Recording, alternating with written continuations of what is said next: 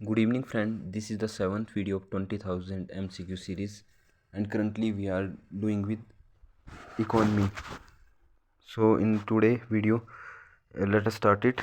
Question number one: which of the following is the basis for determining the national income? तो इन नीचे दिए में से कौन सा है जिससे हम नेशनल इनकम को डिटरमाइन कर सकते हैं? टोटल रेवेन्यू ऑफ स्टेट, ये तो होता नहीं है. Net profit earned and expenditure incurred by the state, ये भी नहीं होता है. Production of goods and services, जो नेशनल इनकम है उसमें हमारे पास टोटल जो प्रोडक्शन है गुड्स एंड सर्विसेज का वो कितना होता है, उस बेसिस पे डिटरमाइन होती है. Question number two: which of the following is not a method of estimating national income? तो इसमें हमारे पास इसका EVI रखना याद है आपने. एक्सपेंडिचर, वैल्यू एडिड और इनकम, तीन मेथड होते हैं हमारे पास नेशनल इनकम को एस्टिमेशन करने के. तो डी हमारे पास नहीं होगा, एक्सपोर्ट और इम्पोर्ट का फैक्टर नहीं आता इसमें. उसके बाद हमारे पास question number three: the national income of India is estimated mainly through, तो प्रोडक्शन और इनकम मेथड से मैनली करते हैं. Question four: which of the following are refer to as the developed economies? कंट्रियाँ डेवलप्ड वो होती है जिनका जो पर कैपिटा इनकम है दैट इज़ वेरी हाई, उसको उनको बोलते हैं हम developed countries. An ad valorem duty is a tax on the basis of, जो प्राइस होगा कमोडिटी पे उस पे जो टैक्स लगेगा उसको बोलते हैं एड वोलरम ड्यूटी. ये याद रखना, आप एड वोलरम पूछ लिया है, जैसे IAS का भी आया है रिपीटेड, मे भी हल्के एग्जाम में भी आ सकता है, क्वेश्चन कॉमन है उतना नहीं. Question number six: consider the following statement with regard to the statutory liquidity ratio. तो SLR क्या होता है? SLR होता है स्टैट्यूटरी लिक्विडिटी रेशो. SLR एक पैसा होता है लिक्विड एसेट में रखना होता है बैंक को अपने पास में, जो RBI बताता है कि आपको इतना पैसा जो SLR में रखना है. SLR में रखने का मतलब है कि वो उनको लिक्विड फॉर्मेट में रखना पड़ेगा. ऐसा ज़रूरी नहीं है कि सिर्फ कैश में रखना पड़ेगा, गवर्नमेंट सिक्योरिटीज़ भी हो सकती है उसमें. उसके बाद हमारे पास सेकंड ऑप्शन इसका, SLR is maintained by the bank themselves. हाँ, जो कैश रिजर्व रेशो होता है वो हमारे पास RBI के पास मेंटेन करना पड़ता है, और जो SLR होता है वो बैंक को अपने आप रखना पड़ता है. SLR restricts the bank leveraging in pumping more money into the economy. SLR को कम ज़्यादा करके हम जो मनी के फ्लो को उसको भी हम रेगुलेट कर सकते हैं. तो ऑप्शन इज़ 2 एंड 3. उसके बाद question number seven: which of the following is not true about vote and account? कौन सा इसमें ट्रू नहीं है? It is a budget presented in the parliament to cover the deficit. ये देखो, ये नहीं है, ये वेग बॉन्ड डाला है, तो इसको एलिमिनेट कर दो, चारों ऑप्शन पढ़ लो. किस में कन्फ्यूजन है तो कमेंट में डाल देना. उसके बाद question number 8: consider the following statement. The repo rate is the rate at which other banks borrow from the Reserve Bank of India. ये तो ठीक है, रेपो रेट होता है जिसमें कोई बैंक है RBI से बोरो करता है, जो रेट लगता है उसको रेपो रेट बोलते हैं. Value of 1 for Gini coefficient in the country implies that there is perfectly equal income for everyone. एक गलती इसकी जगह जीरो होना था. जो जीरो का मतलब कि परफेक्ट इक्वलिटी है, वन का मतलब परफेक्ट इन इक्वलिटी है. तो जीनी कोएफिशिएंट क्या होता है? 0 और 1 में होता है. जीरो मतलब परफेक्ट इक्वलिटी, 1 मतलब परफेक्ट इन इक्वलिटी. उसके बाद हमारे पास question number 9: the system budget was introduced in India during the viceroyalty of. तो हमें पता है लॉर्ड कैनिंग के टाइम में हमारे पास बजट का जो सिस्टम लॉन्च हुआ है. उसका question number 10: which of the following statement is correct? FRBM concerns. FRBM क्या होता है? दोनों फिजिकल और रेवेन्यू डेफिसिट के लिए होता है. FRBM एक्ट के तहत क्या है कि गवर्नमेंट को बॉन्ड किया जाता है कि आपको अपना फिजिकल डेफिसिट है या रेवेन्यू डेफिसिट हो इतने % तक की रखना है. उसका temporary tax levied to obtain additional revenue is called, तो इसको बोलते हैं हम सरचार्ज. टैक्स ऑन टैक्स भी बोलते हैं इसको हम. A tax which is paid by the person on home the tax is incident is called as a, इसको डायरेक्ट टैक्स बोलते हैं, बंदे को डायरेक्टली जिस पे लगता है उसी को देना पड़ता है. Question number 13: rate of growth of an economy is measured in terms of national income. ऊपर भी कर लिया हमने. The standard of living in a country is represented by पर कैपिटा इनकम. उसके बाद which is the best measure of the economic growth of a country? तो ये हमारे पास GNP, gross national product. Gross national product हमारे पास best measure है किसी country के ग्रोथ को चेक करने का. उसका since 1951 in India national income has increase but per capita decrease. गलत. National and per capita both increase. इसमें सी ठीक बोल रहे हैं.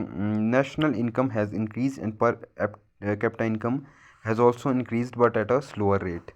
उसका question number 17, which of the following expenses do not require the sanction of parliament? पहला तो obviously नहीं करता है, डेप्ट चार्जेस ये भी नहीं करता है, डिफेंस एक्सपेंडिचर के लिए देखो इसको हम इसके लिए हमें पार्लियामेंट की सैंक्शन ज़रूरी होती है, और मेंटेनेंस एम्बेसी के लिए इसके लिए ज़रूरी होती है, तो हमारे पास option C first and second ही आएगा इसमें। Question number 18, once the demand for grant and expenditure of the different department are passed by the parliament, a bill to draw money from the consolidated fund of India for these purposes is introduce, the bill is called appropriation bill बोलते हैं उसको। Appropriation bill का मतलब क्या है कि कोई भी पैसा हमने CFI से निकालना है, CFI मतलब आर्टिकल इसका 267 है, कंसोलिडेटेड फंड ऑफ इंडिया से कोई पैसा निकालना है तो उसके लिए हमें अप्रोप्रिएशन बिल लाना पड़ता है। उसके बाद appropriation bill is a type of finance bill. Question number 19, by which bill does the government make arrangement for the collection of revenue for a year, तो ये हमारे पास फाइनेंस बिल होता है।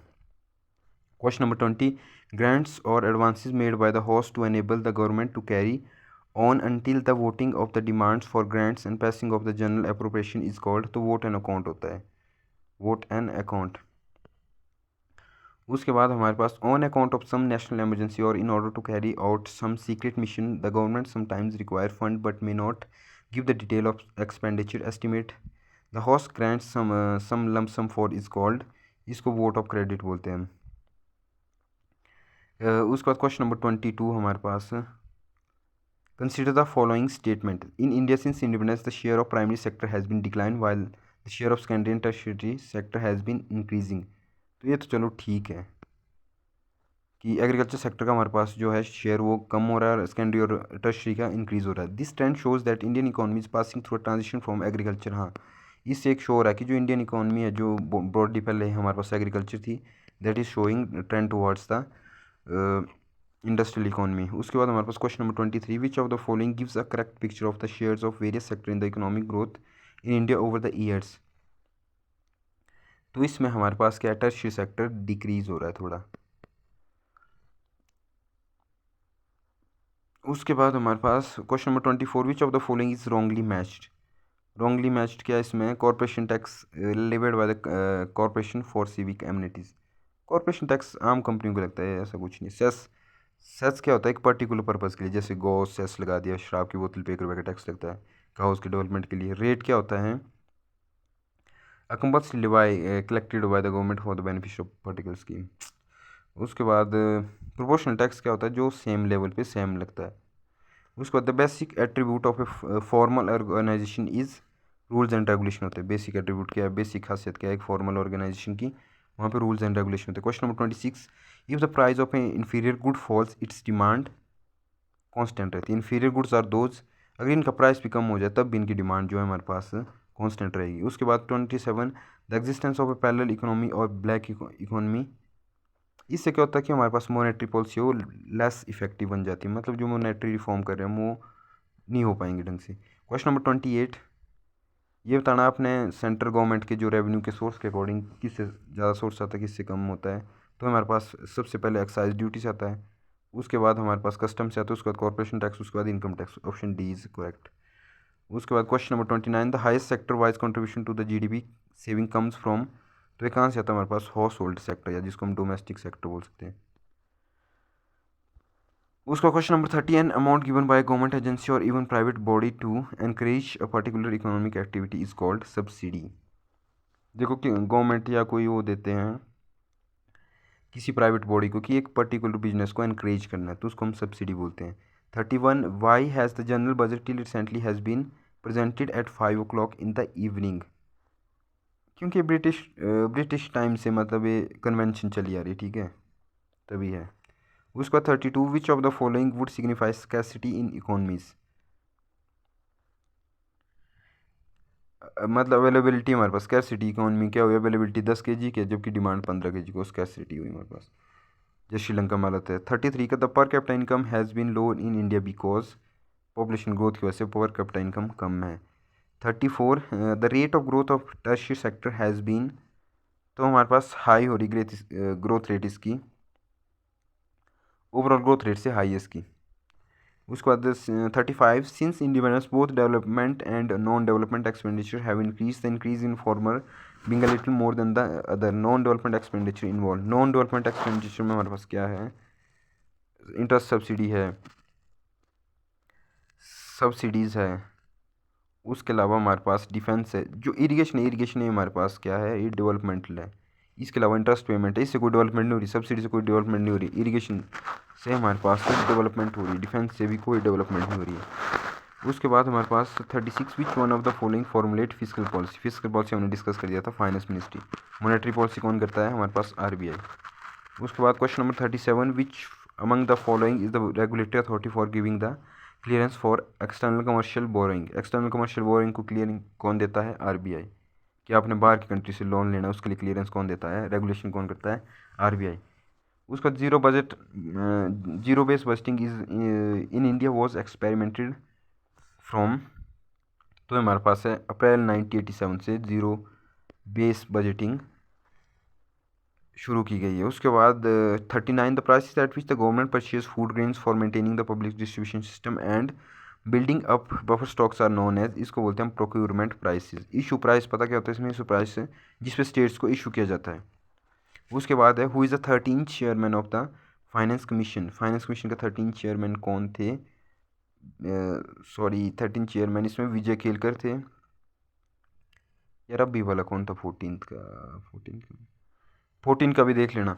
उसके बाद the South Asian free trade agreements जो साफ्टा है, with a view to levying how much custom duty for trading any product within SAARC zone, no custom duty. SAFTA ये फ्री ट्रेड एग्रीमेंट है, देखो नाम ही उतारा free trade agreement. SAARC country के zone में ये कोई भी जो है, जो हमारे पास एक्साइज कस्टम ड्यूटी कुछ भी नहीं लगेगा इसमें। बैलेंस्ड ग्रोथ का मतलब क्या है, बैलेंस्ड ग्रोथ मतलब कि हर एक sector, agriculture, industry, transport, communication, सभी सेक्टरों की जो है साइमल्टेनियस, मतलब एक साथ में सभी सेक्टरों की ग्रोथ होनी चाहिए, उसको हम बोलते हैं balanced growth. 43 increase in oil pool deficit implies. Oil pool deficit का मतलब क्या है कि डोमेस्टिक और इंटरनेशनल मार्केट में जो है गैप होता है ऑयल की प्राइसिंग में, उसको बोलते हैं ऑयल पूल डेफिसिट।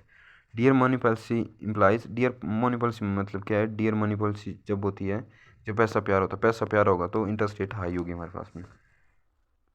उसके बाद विच of the following is wrongly matched, share market, stock exchange ठीक है, इंटरेस्ट रेट फिजिकल पॉलिसी। देखो फिजिकल पॉलिसी इंटरेस्ट रेट नहीं करेगी, वो तो मॉनेटरी पॉलिसी में होगा ना, तो ऑप्शन 20 में रॉन्ग होगा। Export subsidy physical policy, general price index, inflation. उसके बाद question number 46 railway budget in India was separated from the general budget, तो हमारे पास 24-25 में किया गया था। उसके बाद in recent years the capital outlays for the defence services has been increasing steadily. उसके बाद which one of the following is the most important item for non plan expenditure, तो इंटरेस्ट पेमेंट लार्जेस्ट पोर्शन इसका है। उसके बाद which among the following is true, decrease in the cash reserve ratio, cash reserve ratio अगर कम होगा तो liquidity बढ़ेगी, ठीक है। हाई लिक्विडिटी से क्या होगा, जो हमारे पास इंटरेस्ट रेट है वो कम हो जाएगी। Higher market borrowing by the government lead to the, अगर government high market borrowing by the government leads to the, अगर गवर्नमेंट की जो हाई होगी ना, बोरिंग की रेट होगी हाई, तो उससे इंटरेस्ट रेट में राइज होगा। उसका क्वेश्चन नंबर 50 हमारे पास one of the problem in calculating the national income in India correctly is, तो हमारे पास कौन सा नॉन मोनेटाइज कंजप्शन को हम मतलब कैलकुलेट नहीं करते हैं। That's all for today, thanks for watching this video, have a great time.